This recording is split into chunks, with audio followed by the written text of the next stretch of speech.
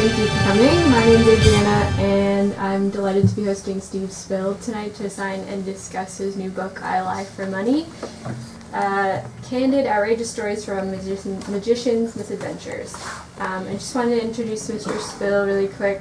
Steve Spill is a magician and the founder of Magicopolis in Santa Monica, where Steve has been starring in his own shows since 1998.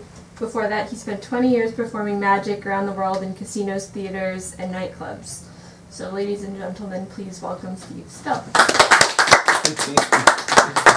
Thank you, Adriana, for whipping the crowd into a frenzy like that. That was very exciting. As she said, this is actually what the book looks like. I Lie for Money, Candid, Outrageous Stories from a Magician's Misadventures. And it's particularly aimed at crazy dreamers like myself that want to craft a self-directed, independent, creative life. And it's also for those, people that want to escape reality and just laugh themselves silly. It is a memoir. I grew up in the Valley. I was always interested in magic. I'm 60 years old. My grandfather was a tailor in San Francisco, and he sewed some secret pockets in a magician's tuxedo in the early 1900s. And the magician was one of those ones that makes the birds appear, and they would be residing in those secret pockets before they appeared. And he liked my grandfather's tailoring, so he's taught him a couple magic tricks. And he loved those tricks. He showed them to everybody. He passed that love on to my father. He passed that love on to me. And as a boy, the first time I advertised my magic show, I was 10 years old. I lived in the San Fernando Valley. I was a paper boy. And every morning I would fold 74 newspapers and stick them on the canvas bags of my Stingray bike and ride around town and toss the papers. And once a week I would have to put an advertising supplement in the newspaper. I was putting in a flyer for Jake's Jug once, and it occurred to me it would be a great idea to put in a advertisement, a flyer in every paper for a famous boy magician. And so using carbon paper, this was long before there was Kinko's everywhere, this is 50 years ago, I made 74 4 at a time flyers that said famous boy magician available for special occasions. And put them in the newspapers and delivered them, and surprisingly I got a call. And the woman says, is this Steve, the famous boy magician? I said, yes. And she says, well, I'm having a beauty on a budget party, and I think magic tricks would be great. How much do you charge? And I was stunned. I really didn't. I said $3. And so I go to this party. It's like a Tupperware party, but the women that sells beauty supplies, and there are 3 women on the couch and the hostess. And I do some tricks for them. I'm ready to leave. And the hostess says, oh, I haven't sold anybody of my beauty products yet. I don't have any money to pay you. Wait until we're done. So I'm waiting there, and the women are putting, coloring the dark circles under their eyes and squirting each other with perfume and so on. And then one of them says, oh, look at the time, gotta go. And the women all leave. And the hostess, the lady that hired me for the $3, starts to walk me to the door and cleans up. And I'm saying, well, what about my $3? I mean, I did. And she says, oh, but the ladies didn't buy anything. I don't have any money to pay you. And I said, well, don't you think my work should be paid for? She said, oh, just take this rouge and mascara. I said, well, what do I do with this? She says, well, you're in show business now. You need professional makeup. What a ripoff. And plus the makeup gave me a rash. But not, when I was a little bit older, like 11 turning 12, I was a regular Joe Berg's Magic Shop, which was here in Hollywood on the... and Joe, I don't know how he kept that store in business. He was a great guy. He loved his customers. But he seemed to me, at least at 11 years old, to be the world's worst businessman. Whenever anyone wanted to buy a trick, he didn't want to sell it. He would say, that's not for you. No, I'm sorry. That trick doesn't fit your personality. No, this trick is beyond your skill level. It's not for you. That trick's not for sale. So I want to buy a lit cigarette dropper This is a little device that fits under your coat that drops lit cigarettes into your hand that you can secretly make appear. And Joe tells me, it's all wrong for you. Your 11-year-old boys don't smoke cigarettes. If you want something to do on stage, you go with this appearing feather flower bouquet. And I said, I'm not a girl. I don't want feather flowers. I want the lit cigarette dropper. And, Joe's not going to sell it to me. But I have a plan. Every once in a while, Joe is not at the store, and his son Ronnie Berg is minding the store because Joe had to take his wife to the doctor or something. And after about 1 million visits, I walk in. Yes, Ronnie Berg is here, And he says, perfect for you, Steve. When a young boy smokes, it makes him look more sophisticated, like a man of the world. And this particular lit cigarette dropper is in a class by itself. It was made by an English artisan for Cardini. Cardini, the world-famous superstar, vaudeville magician, highest paid ever, And of course, I had no idea who Cardini was at that time, but I was very excited, And he says, Cardini, on his deathbed, gave my father, Joe Berg, this lit cigarette dropper. There's not another one like it on the face of the earth. I wish we had another one so you could buy two and have a spare, When the deal was made, I was trembling. I felt like it was like in the movies or something. It was very exciting for me. About 25 years later, I am at a Magic Castle swap meet, and I see the exact same lit cigarette dropper. And I'm looking at it, and the guy says, oh, there's a great story that goes with that. Don't tell me. On his deathbed, Cardini gave this to Joe Berg, and we both cracked up. He had gotten the same story I did, and that Cardini must have been actually awful busy on his deathbed handing around lit cigarette droppers. But in any event, the only time that I ever used the cigarette dropper, I was about 13 years old, and I had somehow gotten in with some older boys that were like 16, 17, that were more sophisticated than I was and knew a lot of teenage girls, and I was very excited. I got invited through these guys to go to this popular teenage girls party, and I'm, thinking maybe some of these girls will fall in love with me, or I'll be making out with some girl or something, I'm 13, this is 1967, so And I have the lit cigarette dropper, and I have it under an open vest, just at the edge of the bottom of the vest, and this device had a little glow plug in there that kept cigarettes lit and kind of smoldering, so that when you made one appear, you could puff on it and real smoke would come out. So I'm getting ready to do my thing, and I have the perfect misdirection with this hand. My other hand is secretly going to get the lit cigarette, and I a little bit suck in my stomach, and there's an opening at the top of my pants, and I grab this lit cigarette, and I just fumble a little bit, and the red hot burning cherry the cigarette drops down my pants, and it lodges in my underwear, and I'm like, my balls are burning, I'm wiggling around like this, and there's smoke coming out of my fly, and I'm trying to shake it out there and everything, and the girls actually were very impressed. They thought I was fooling around, that it was funny that I was doing some wiggly dance and everything. And when I got home, I had this huge blister that when I popped it, it stung like hell. And as it turns out, Joe Berg was probably right. He was too young to play with lit cigarettes. Throughout my career, for those of you wondering, creating new bits for your act is a real trial and error sort of situation. And I have a chapter in the book called Trials and Errors, and out of the many zillions and billions of tricks that I've developed and tried out that were not winners, that I had to discard because they weren't audience pleasers, I've cherry-picked a few that I felt for one reason or another were poetic. And one of them was called Timothy Leary's Brain. This was a trick I wanted to throw away in the garbage and never do again, but somebody wanted me to do it on a TV special.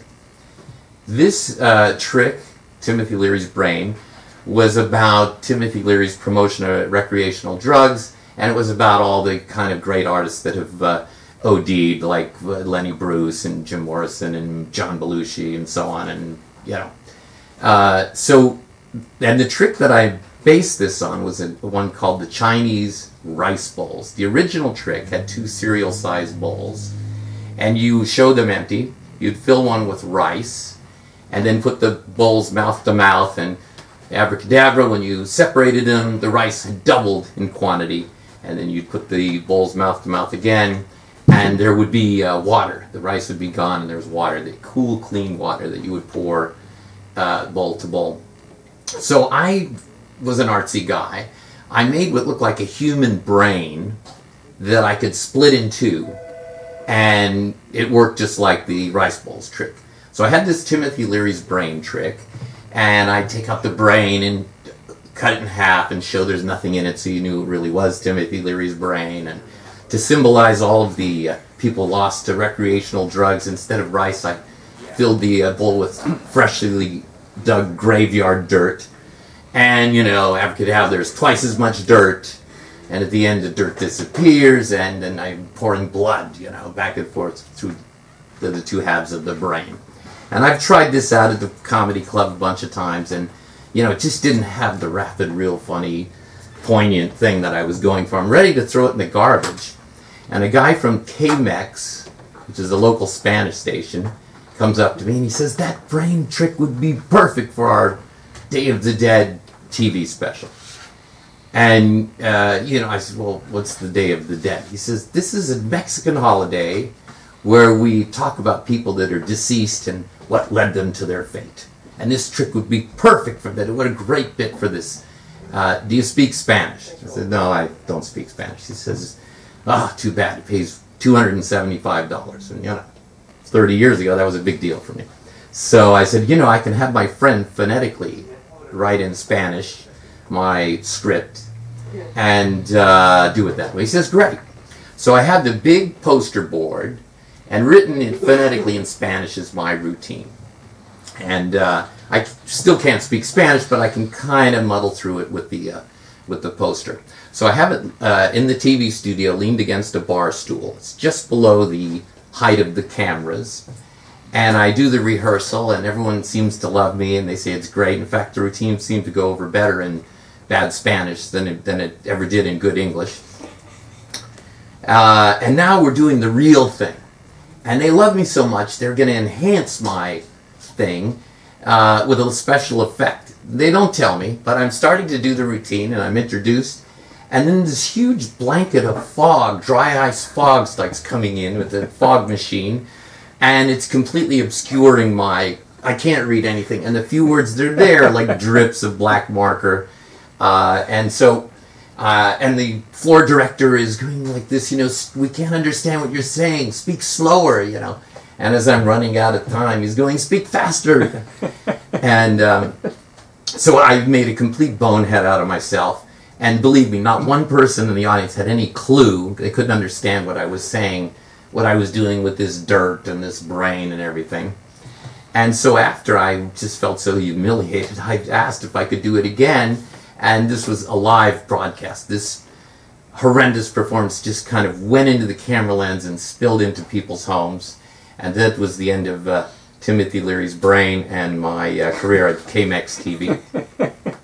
I had a couple other ones that I'll share with you, real funny. Did you ever get a straggling nose hair that you try and pull out and you just can't get it out?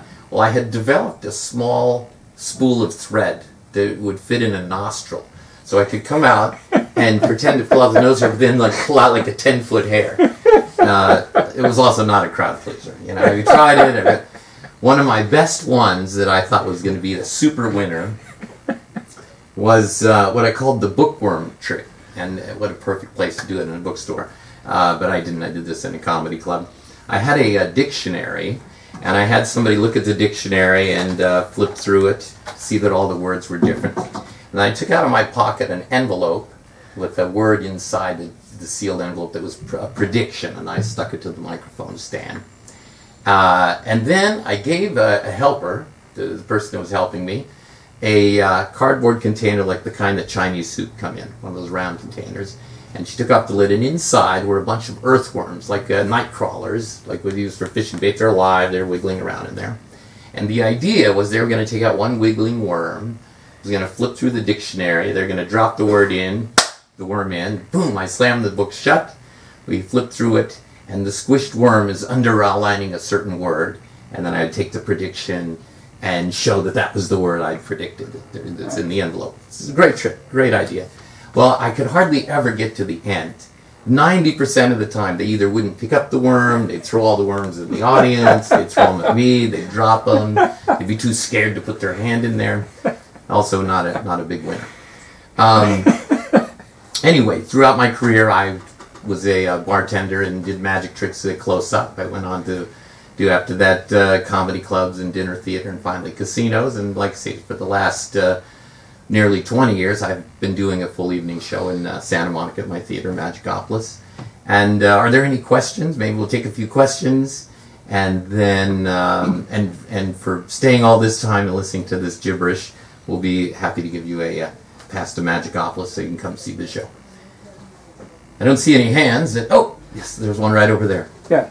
I noticed on your website that you have a lot of shows for children and young people, and like you had a summer camp and all that, and that's really great because I remember I did go to the Magic Castle a few times, so that's all strictly adult. And don't you have to get the kids interested in magic at a young age in order so that when they're a little older they might want to go? All ages are welcome. You only need to be 21 to buy a drink. We have a bar. We have the magician, a bartender behind the bar doing magic tricks while you're waiting to go to the show. And we have a magic store where we demonstrate tricks for the younger kids. All of our shows, all ages are welcome. In the afternoon, at the matinee, it's half kids. And in the evening, it's maybe 5 or 10% kids. And yeah, I think we did have a summer camp. And it was a lot of fun doing that. We actually weren't able to do it this year. We had scheduling conflict. But we did it 2 years, and it was a lot of fun. And I think a lot of those kids built some self-esteem and confidence and had something special that they learned over the course of the camp that other kids couldn't do. But anyway, any other questions? Yes, sir. Do you magicians ever have like feuds? Sure. As a matter of fact, yeah. There's thievery in magic has gone back since forever, and you'll read in the book about some of those rivalries that have occurred in my life. But throughout history, a lot of magic has been borrowed, and it's one thing to take a tiny bit from a million sources and put those together and develop something new. It's another thing to just make a carbon copy of something that you've seen. And if you ever see the movie The Prestige, a large part of that was about thieves and magic and so on. I mean, you personally. Yes, I personally have a long-winded story in here. It's under the lemon trick that it's about a 12-page chapter, and you'll see the ins and outs of that. And although this person that did take one of my routines and publish it, as a matter of fact, and sold it, there's still a bit of envy. This is many decades ago, but somehow I'm a little bit friendly with him, even though I think the hating hates the the hater gets more grief than the hated. So I had to kind of like put that aside. And but yeah, it does happen. Probably the two most famous cases that were recent.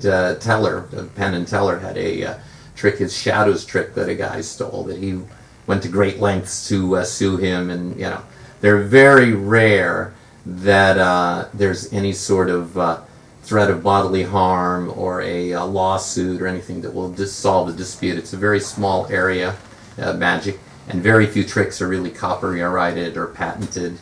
And part of the problem, if you want to keep the trick a secret, if you patent it, you have to publish the secret. So that is a little bit self-defeating.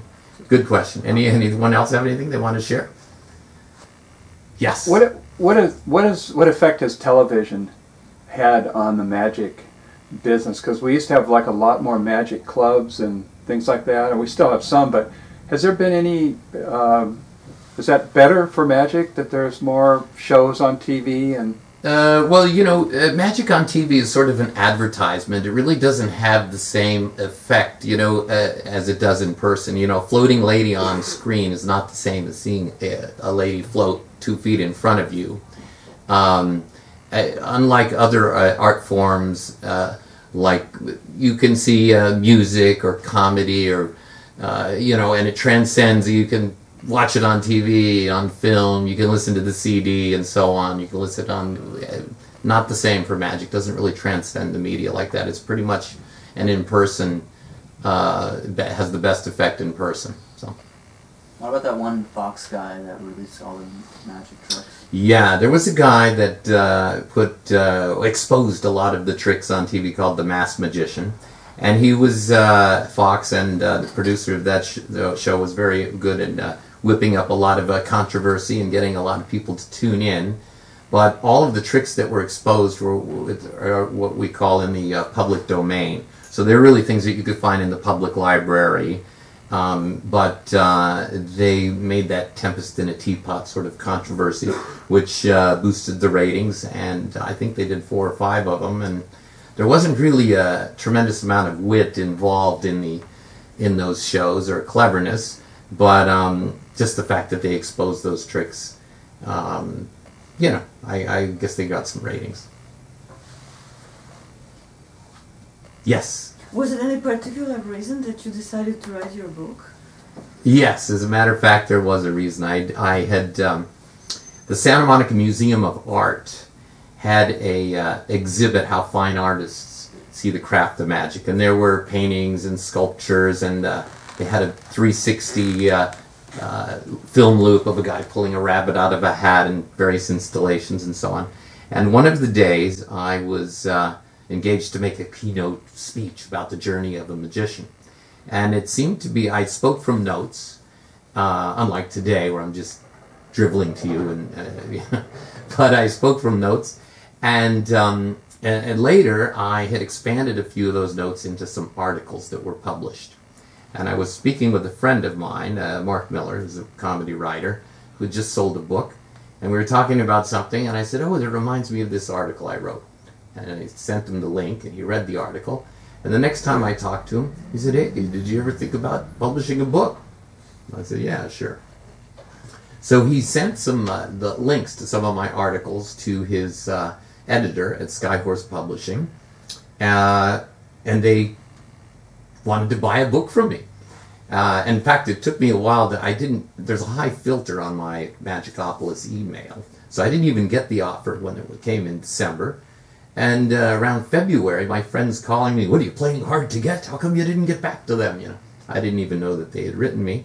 But to make a long story short, I signed a book deal with Skyhorse Publishing. They gave me 9 months to write the book, and then about the last 6 weeks or so, you work with the editor and kind of jiggling it into shape. Anyone else have anything? Well, I guess that about wraps it up. Thanks for having me, and I'm glad you could show up today.